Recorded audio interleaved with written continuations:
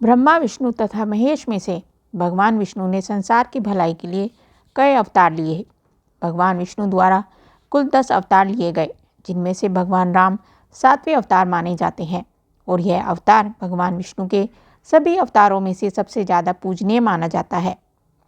भगवान श्री राम के बारे में महर्षि वाल्मीकि द्वारा अनेक कथाएं लिखी गई हैं। वाल्मीकि के अलावा प्रसिद्ध महाकवि तुलसीदास ने भी श्री राम के महत्व को लोगों को समझाया है।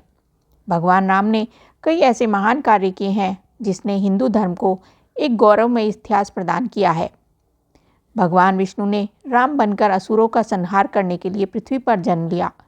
भगवान श्री राम ने मातृ पितृ भक्ति के चलते अपने पिता राजा दशरथ के एक आदेश पर 14 वर्ष तक वनवास काटा। नैतिकता, वीरता, कर्तव्य परायणता के जो उदाहरण भगवान राम ने प्रस्तुत किए, वह बाद में मानव जीवन के लिए मार्गदर्शक बन गए।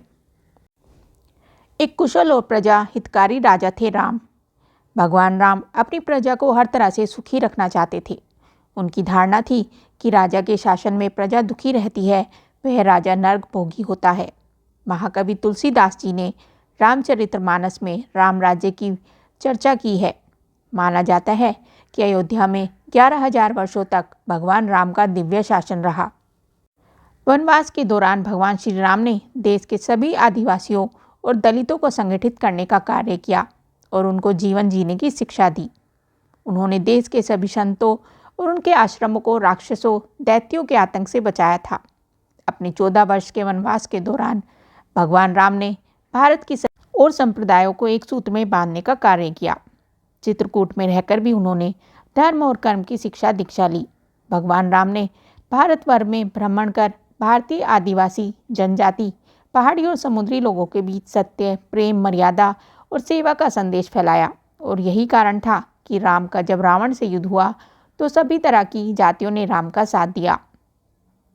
भगवान श्री राम कहते हैं कि पृथ्वी लोक एक ऐसा लोक है जहाँ जो भी आता है उसे एक दिन वापस लौटना ही होता है।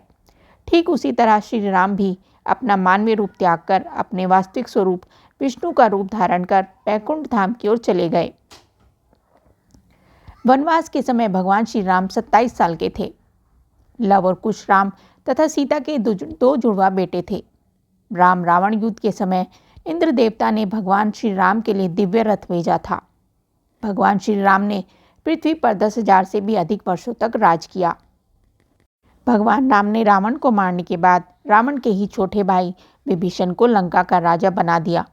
गौतम ऋषि ने अपनी पत्नी अहिल्या को पत्थर बनने का श्राप दिया था और इस श्राप से भगवान राम ने ही उन्हें मुक्ति दिलाई थी।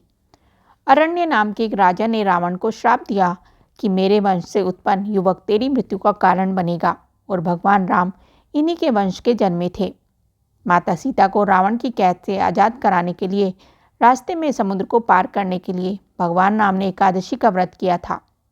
वनवास वापसी के बाद भगवान राम के अयोध्या वापसी की खुशी में अयोध्या वासियों ने दीप जलाए थे।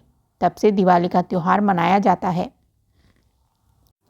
ये जानकारी आपको कैसी लगी हमें कमेंट करके ज़रूर बताएं। साथ ही वीडियो को लाइक करें, चैनल को सब्सक्राइब करें। धन्यवाद।